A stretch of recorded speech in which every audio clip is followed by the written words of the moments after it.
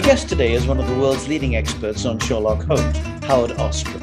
He's about to add volume 3 to his reference work, Sherlock Holmes on Screens, which concentrates on the many manifestations of the great detective created by Sir Arthur Conan Doyle. I began to think of turning scientific methods, as it were, onto the work of detection. And then I began to write stories on those lines. At first, I think they attracted very little attention. But after time, when I began the short adventures, one after the other, coming out month after month in the Strand magazine, and from that time, Sherlock Holmes fairly took root. Conan Doyle was very pleased with his creation, but he felt, certainly from halfway through the first series of short stories, that the Holmes stories were hack work. They brought in the money. What he really wanted to do was to write stories of chivalry, of daring-do. This is the sort of thing that he thought was really important. So in the end, in desperation, Conan Doyle killed off his troublesome detective. The readers were devastated. The publisher, the editor, and the author received angry letters from readers. Conan Doyle gleefully quotes one in his autobiography from a lady. It began, "You brute." Enter William Hooker Gillette, American actor, manager, playwright. He wants to play Sherlock Holmes on stage. "Sure," says Sir Arthur. "As a matter of fact, I've got a play here, William, old boy." And "Thanks," says Gillette. "I'll rewrite it. But of course, respectfully, I'll get advice from you." So Gillette says, "Can I marry Holmes off?" "You can marry him, murder him, or do anything you like to him." Gillette had a major success with Holmes. He played him 1,300 times in his career. Now, thank goodness one of the performances was recorded on disc, because when a silent film of the play was discovered in 2004, it allowed us to sync up the disc and the film and get a glimpse of the great man.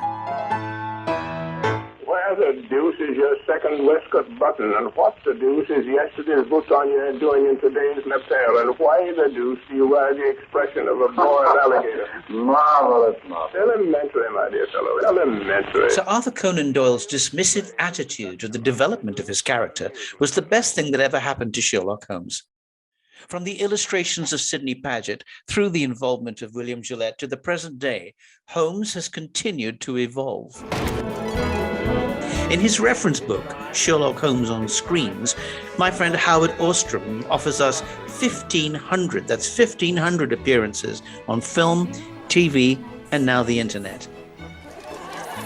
At any one time, there are dozens of Holmes stories being shot for television and film all over the world. So far, there are 7,500 actors who've played Holmes and Watson, and that list is growing every day.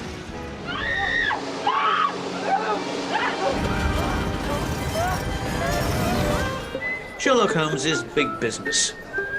Souvenir shops flourish in museums selling ephemera and toys for girls and boys of all ages. And there is Mr. Sherlock. It's appalling! And the smell! But what could have happened here? Stay calm, Watson. Take note of every detail and be careful not to move anything. Very well, Holmes. We don't know a thing about each other. I don't know where we're meeting. I don't even know your name. I know you're an army doctor and you've been invalided home from Afghanistan. I know you've got a brother who's worried about you, but you won't go to him for help because you don't approve of him, possibly because he's an alcoholic, more likely because he recently walked out on his wife. And I know that your therapist thinks you're limp psychosomatic, quite correctly, I'm afraid. It's enough to be going on with, don't you think? The name's Sherlock Holmes and the address is 221B Baker Street. Afternoon. Sherlock is international. He has what people these days call a multi-platform presence. Books, magazines, advertising, feature films, radio and TV series, comic books, games, toys, fan fiction. What's this? Lightsaber? Seems our dearly departed captain was a Jedi. The game is afoot. Sir Henry is eating his dinner with Stapleton, but I can't see his wife anywhere. Take the scum. Go after him. Go. Here we go. Quick, Watson. Are you all right, sir? I'm fine.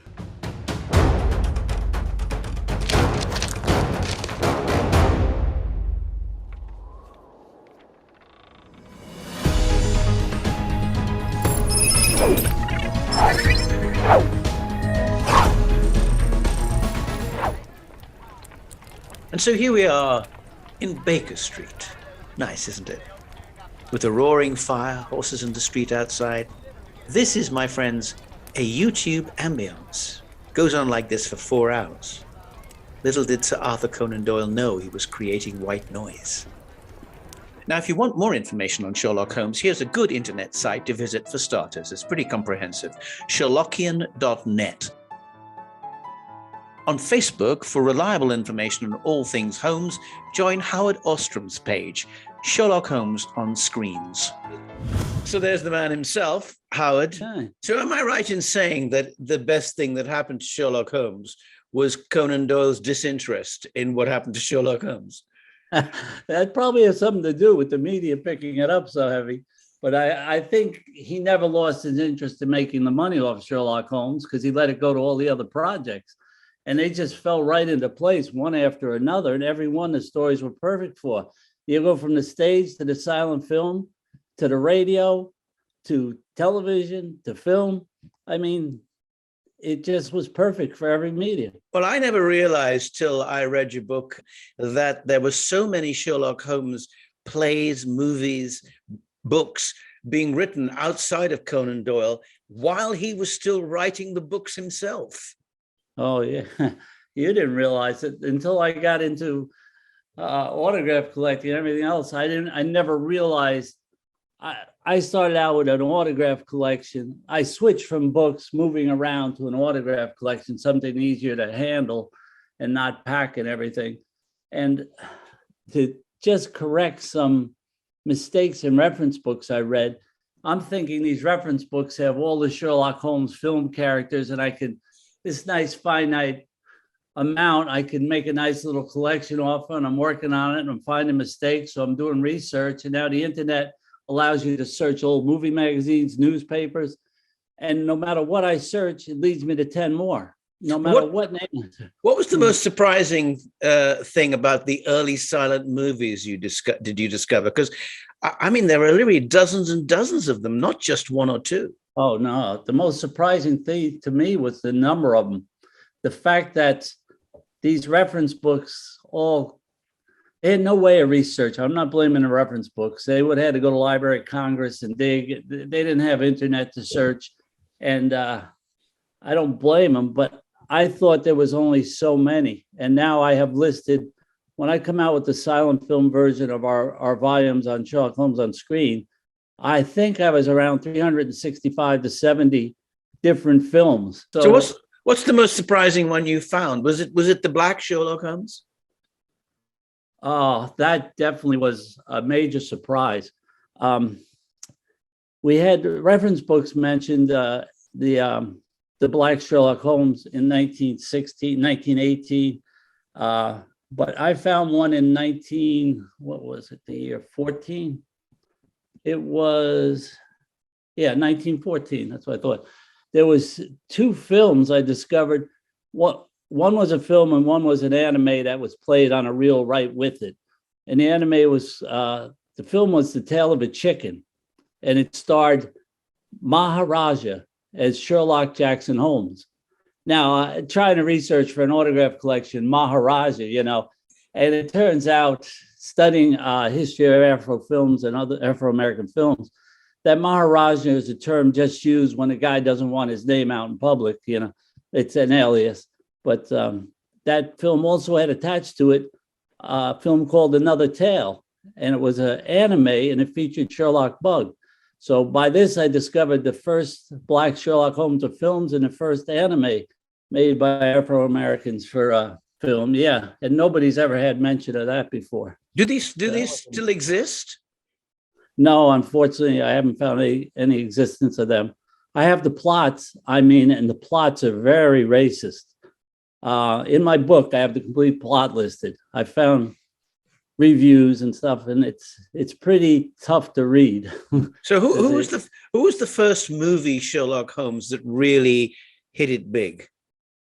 You'll find they'll list the first one as actually just a mutoscope, Sherlock Holmes Baffled in 1900, with the person who performed it unknown. It's only a 30-second, was shown on a mutoscope and put together as a film for 30 seconds. But the first actual full-length film was 1905 by Vitagraph. And Gilbert M. Anderson, this is a big surprise. I wrote a big paper about this one. He started out for Edison Company, and he was an actor in The Great Train Robbery. He played a number of parts of villains and stuff in that, and he wanted to become big time. He jumped over to Vitagraph when they started, and they let him direct some films. And every film he directed after his first one, he actually starred in, and he became a huge star and started his own company. He became Bronco Billy. He's America's cowboy, is what he's known as. Your reference books listed Maurice Costello, who was a star for Vitagraph later on. They listed him as Sherlock Holmes. So I had gotten an autograph from Maurice Costello, had it framed, had it up with my other pictures. I got the first Sherlock Holmes of film.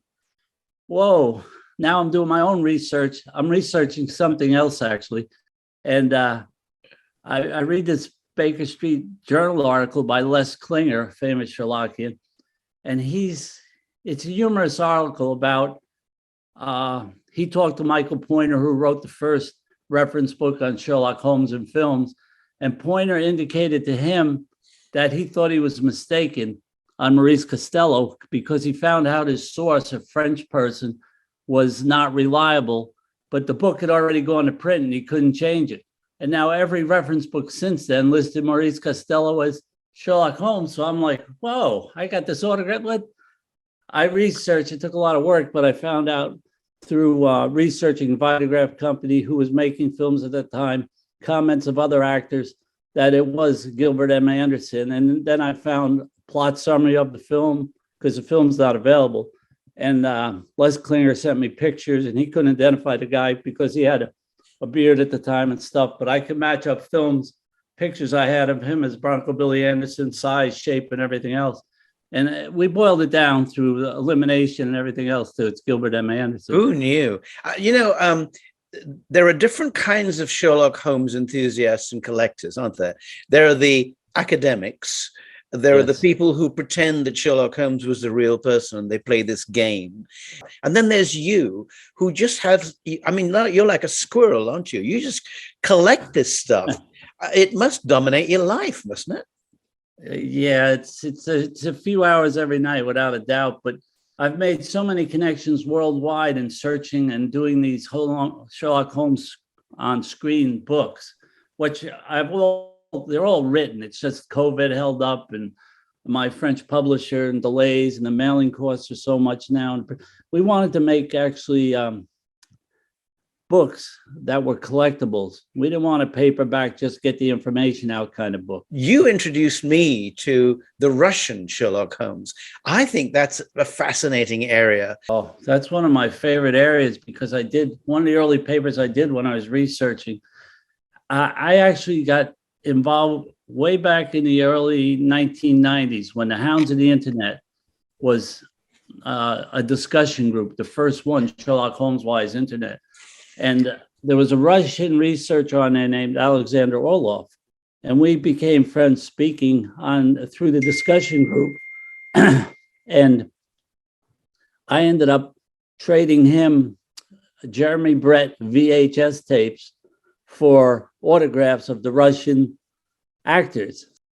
And in Russia, in the early 1900s, up until 1917, the revolution, there was at one particular time, there was many 35 Sherlock Holmes plays going on in Russia, which is, who knew this? Then when the revolution came, there was nothing, and it disappeared. Excuse me, I got to turn this off. What's that, the theme from Sherlock? Yes, the theme from Sherlock. It's powered off now. Okay.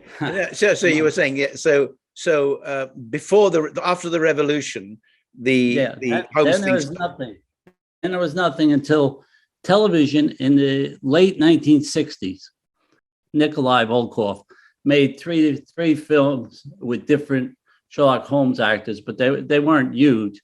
And actually, the last one, The Hound of the Baskervilles, was banned from their TV because the Lev Krugly, the Watson character, defected and gone to Israel, and they wouldn't allow it to be shown on TV anymore. But when it really became big in Russia was prior to Jeremy Brett. It was 1979 through like 86. You had one of the best series, maybe the best series ever made, was with Vasily Livanov and Vitaly Solomon, and it was just a superb series. They continued that. Interestingly, one of my favorite Russian series was 2013. Pre-revolution. They made another series, and it was like 8 episodes long. It was like a novella. You had to watch it in order. They didn't take to it. There's some politics behind it in that it had a Ukrainian director and a Ukrainian Sherlock Holmes. Yet that series is my favorite because of Andrei Panin is the best Dr. Watson you'll ever see. The best. I mean, I love Jude Law. I love Martin Freeman. I even love Nigel Bruce. I can't think of a Dr. Watson I don't really like too much.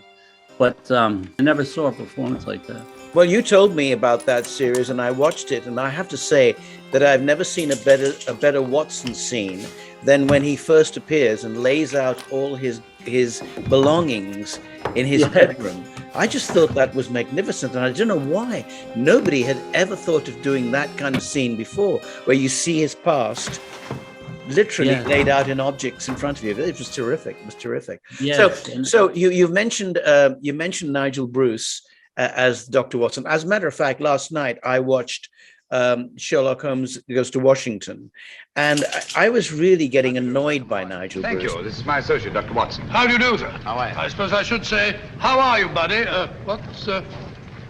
What's cooking? Oh, come along, Watson. Oh, He's like a comic turn rather than an actor, isn't he? But you like Rathbone and Bruce, don't you?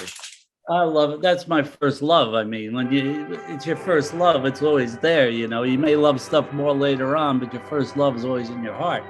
And Nigel Bruce, he's attacked for all the wrong reasons. I understand modern day kids loving their Martin Freeman, wanting a strong Watson, don't want a stupid Watson. I understand, but you got to put them in the years, the circumstances. World War II, the first 2 movies they made, he wasn't a total buffoon. No, the first 2 efforts, it was only the war year ones, and that was intentional to put some humor, some levity in the serious times, and he played the part well. Now, when it came to radio, Nigel Bruce was stronger than Basil Rathbone on the radio show. He got more fan mail than Basil Rathbone did.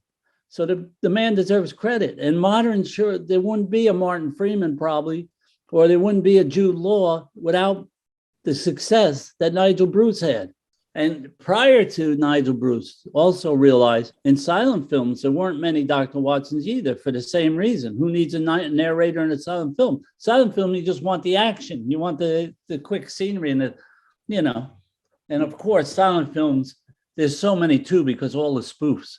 I mean, Sherlock Holmes is the easiest character in history to make a panto of, a spoof of. Well, isn't that something that actually quite annoys me, particularly when I watch your Facebook thing and you keep putting up different people? I mean, it seems like anybody can write a story about anything, put the word Sherlock on it, and get some sort of traction. That's cheating, isn't it? I'm not. Let's put it this way: in literature, I'm not a big pastiche guy. Originally I collected books, and pastiches were only coming out now and then. I read every one. I kind of enjoyed having more Sherlock around, but now it's been flooded the market, and some of them are so bad, unless I get a tremendous recommendation, I can't read one. Now, films are a little different.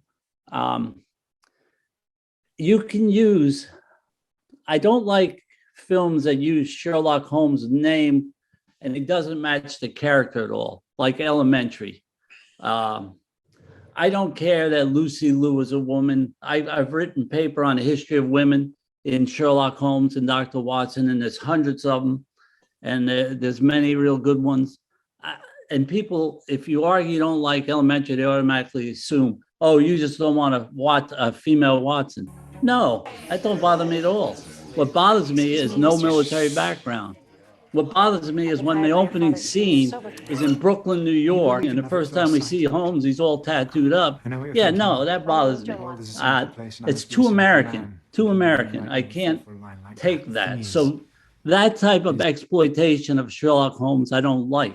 Now, that show could have been successful as a police procedural with totally different monikers, totally different names than the Sherlock Holmes characters, is why it annoys me. I'm not saying it's a horrible show. It's just a horrible introduction for American kids to Sherlock Holmes' character. That's what bothers me on that show. But now there's so many, what I call in my books, I'll call them quasi-Holmes. And there's some really enjoyable watches, tremendous stuff out there. Chinese, Koreans, just a bunch, Canadians, the Murdoch mystery. The young police officer is like a Watson, really. And then you got the Lestrade character and the captain, and you got the Irene Adler type character. They got everything in there. You could compare it direct up to Holmes, but they use different names and they write creative, good stories. I mean, let me say this about the BBC Sherlock. I absolutely love the first couple seasons of it. To me, it is a new canon. It's not the canon, it's a modern canon. And the writing was superb. Unfortunately, they got into nepotism and into soap operaism, if you want to use the term. And for some reason, they took this weird turn, and you had to have Cumberbatch's parents in there, and Freeman's girlfriend, and Moffat's son. And actually, some people don't realize is that Cumberbatch's babysitter, when he was a little boy, ended up as Mrs. Hudson. There you go. Eunice Stubbs. So yeah, it went off the rails. However, I've got to say that if anybody wants to see the Hound of the Baskervilles in a different form, the Sherlock version of Hound of the Baskervilles is genuinely scary. It's really creative, and it annoys me. Another thing that annoys me is when the Elementary fans pick on the Sherlock show, because Elementary is just a ripoff of the Sherlock show, and they had to change stuff up because Moffat and Gatiss wouldn't come aboard to do the show with them when they asked. So they had to change stuff up. And God, they constantly attack Sherlock instead of their own criticisms of their own show. But I don't want to get into that argument again with everybody. Gee, my favorite hate in the Sherlock Holmes genre is Moriarty. I mean, he appears so little in the original stories, and he's become a dominant character. I think over-dominant. What do you think about the Moriarty thing? Because it seems to me that whenever Sherlock Holmes pops up and says, "I wonder who did it," the audience shouts out, "It's Moriarty." Well, that's a more of a media creation. Irene Adler and Moriarty are both in the same boat when it comes to that. American filmmaking, especially. They can't not have a villain, a super villain. They cannot have a non-love interest. So the easiest thing for them to plug in every time is Moriarty and Irene Adler for that. And that's just lazy writing a lot of times. I've got to say, recently on your Facebook page, I've been following and I think I sent a message in saying that I really hate Sherlock Holmes musicals. Oh, it just seems to be the wrong media for a Sherlock Holmes story. And some of the worst songs I've ever heard come from Sherlock Holmes musicals. And they don't seem to stop, do they? Everybody thinks they can write a song called Elementary. It started back in '65 with Baker Street on Broadway. I was 14, and my aunt took me to see that play.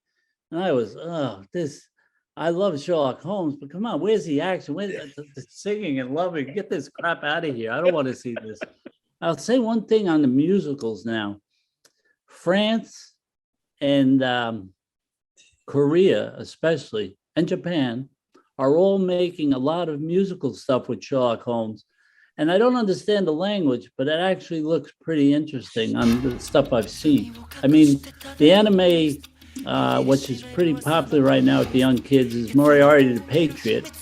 And It's an interesting story, but it started out as a play in Japan. It's a stage play, and they had, maybe they can do in musicals what Americans and British couldn't do. I'm not totally against it. And then when you get down to it, I'm a ballet fan ever since my daughters took ballet, and I've been to seen the Russian ballet. And you had Sherlock Holmes ballets. There's some. Really? 1952, Sadler Wells made The Great Detective with Sir Kenneth Macmillan and Stanley Holden. And it's fantastic, the pictures of him leaping, and there's actually a gorilla in it, so there's some action. And I got to speak to Stanley Holden when I was collecting autographs, because I was trying to locate a Sir Kenneth Macmillan. He had passed away young. And Stanley Holden, I found in California teaching ballet classes. And I called the studio, and he talked to me on the phone for over an hour. He was telling me about making it, and it was really interesting. So I can accept ballet, Holmes, not singing. Have you ever considered that you've set yourself an impossible task? Because this is never going to end, is it? Your cataloging of things. It's impossible, but it is so much fun trying. Let's put it that way. I know it's impossible. And yes, I keep saying, I got to pick a date to stop. I got to pick a date to stop. But everything I investigate new leads me to more old stuff. And the old stuff really interests me. And I have guys all over the world now who are sending me stuff and who are interested in the same things. Yeah. There's Ray Wilkinson over in UK, our retired English professor, and we write some stuff together. And he's combing the newspapers over there. And there's Adrian Nebbit, who's he's British, but he lives in Malaysia, and he's expert on sitcoms in England and sends me clips and impossible stuff to track down for him. And he's an absolute riot. Then you got all the Sherlock Holmes clubs like Germany, Japan, Poland, for example. This Polish girl who was a film buff asked me a question one time. So I ended up writing the history of Sherlock Holmes in Poland for her. I put together a paper within a week on that. And now doing these books, I'm finding even more old Polish TV shows, which are totally unknown. And it's just everywhere in the world. People send me stuff, and it's so much fun. These people are all so nice, and they got good questions, and it just leads me into fun. And I don't sleep much at night. Just finally, if you had a parent and a young kid, I mean, I know what I did with my son and my daughter, because they're totally indoctrinated into Holmes. Where would you start with that? I'd give a couple choices. Also audiobooks. You can make them listen while they're in the car, but I'd say I had two daughters, so I didn't want to brainwash them on Sherlock Holmes, but certain things I was going to watch for books and that, and I found they really enjoyed, were the Wishbone, the dog series. Those were excellent, and for any age kid. The animes, of course, Sherlock Hound is a good one. Disney's a great mouse detective. If they're real young, Sesame Street, let them watch the clips of Sherlock Hemlock, And which book in which story in the canon would, I mean, for me, it was The Speckled Band, because I had the Classics Illustrated comic of the Speckled Band. Yes. That's the one that really hooked me. Which story do you think you could tell a kid and they would go, oh, got it? I'd say The Red-Headed League is one I'd pick. The Man with the Twisted Lip is another good one. That's probably my favorite, because the ending is so clever, and I'm not going to reveal it, but suddenly you go, oh, of course, why didn't I think of that? Anyway, thanks for joining me, and I know that the volume 3 of your book's coming out soon. One of my biggest fan letters that I liked on our first couple books was from an old guy. I forget where he's from. Denver, Colorado, I think. And he wrote me saying, these are the favorite books he ever got, because he keeps it in his bathroom next to the toilet. And every time he goes, he just reads one more movie, because there's so much stuff on every page. Right. He says, I might get through 2 if I'm ever in trouble. And So the perfect book to keep in your bathroom. Well, that's terrific. Thank you, Howard.